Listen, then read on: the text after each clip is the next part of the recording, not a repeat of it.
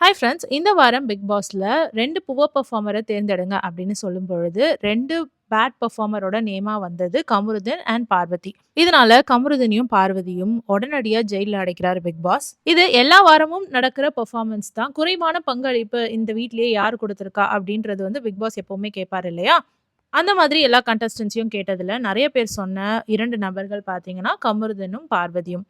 இவங்களோட பார்ட்டிசிபேஷன் என்னமோ ஜாஸ்தியா தான் இருந்தது. ஆனா தேவையில்லாத இடங்கள்ல ரொம்ப அநியாயமா கருத்துக்கள பதிவிட்டாங்க. இவங்களால ஏகப்பட்ட சண்டைகள், குழப்பங்கள், சச்சரவுகள் வீட்ல நடந்தது.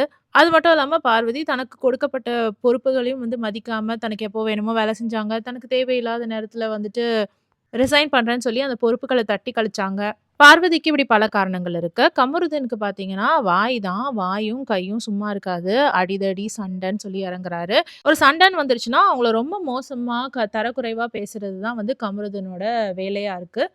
அதுக்கு எதிர்பக்கம் இருக்கவங்க எதனா தப்பா பேசிட்டாங்கன்னா, அவங்கள அடிக்கிற லெவலுக்கு போயிறது. இந்த மாதிரியான வேலைகள தொடர்ந்து கமருதீன் பண்ணிட்டு இருக்காரு. இந்த காரணங்களால கமருதீன், பார்வதி ஒண்ணா சேர்ந்து ஜெயிலுக்கு போறாங்க.